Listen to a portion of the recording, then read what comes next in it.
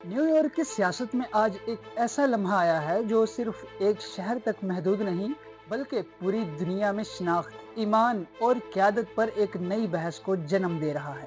ایک نوجوان، ایک مسلمان اور ایک مختلف پس منظر رکھنے والا شخص اس شہر کی قیادت سنبھال چکا ہے اور جس کا نام ہے زہران ممدانی۔ اس کا طریقہ بھی سب کی توجہ کا مرکز بن گیا ہے۔ زہران ممدانی نے نیو یارک سٹی کے پہلے مسلمان اور ایک صدی میں سب سے کم عمر میئر کے طور پر حلف اٹھا لیا ہے۔ 1 جنوری کو وہ نیو یارک سٹی کی تاریخ کے پہلے میئر بنے جنہوں نے قرآن پر حلف لیا۔ حلف برادری کے دوران ایک بات نے سب کی توجہ مرکوز کر لی یا حاصل کر لی۔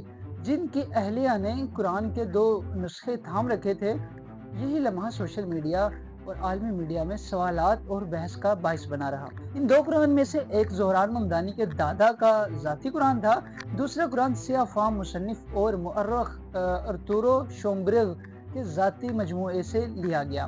یہ قرآن نیو یارک پبلک لائبریری میں محفوظ ہے۔ اس انتخاب کو محض اتفاق نہیں بلکہ ایک علامتی فیصلہ قرار دیا گیا۔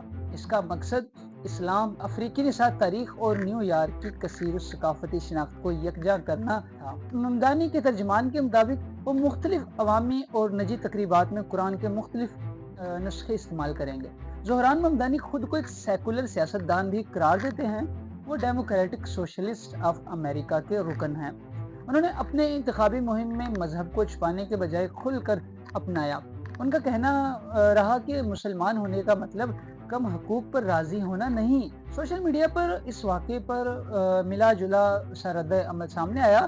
کئی صارفین نے اسے ایک تاریخی لمحہ قرار دیا۔ کچھ لوگوں نے سوال اٹھایا کہ مذہب کو حلف برداری کا حصہ کیوں بنایا جاتا ہے۔ بعض ناقدین نے اسے محض نمائشی یا سیاسی تھیٹر کہا۔ زہران ممدانی 1991 میں یوگنڈا کے دارالحکومت کمپالا میں پیدا ہوئے۔ ان کے والد محمود ممدانی ایک معروف سیاسی مفکر اور پروفیسر بھی ہیں۔ ان کی والدہ میرا نائر عالمی شہرت یافتہ فلم ساز ہیں۔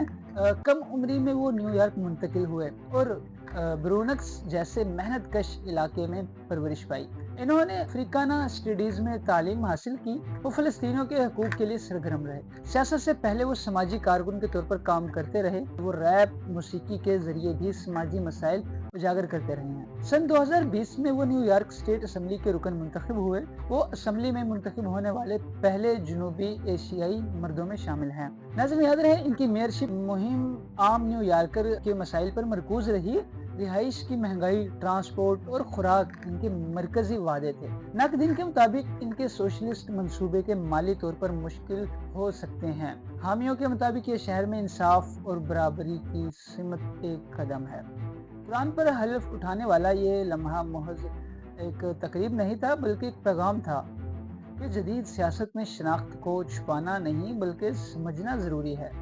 زہران ممدانی کی میئرشپ اس بات کی علامت ہے کہ قیادت کا مستقبل اب صرف طاقت سے نہیں بلکہ نمائندگی، تنوع اور قبولیت سے لکھا جا رہا ہے۔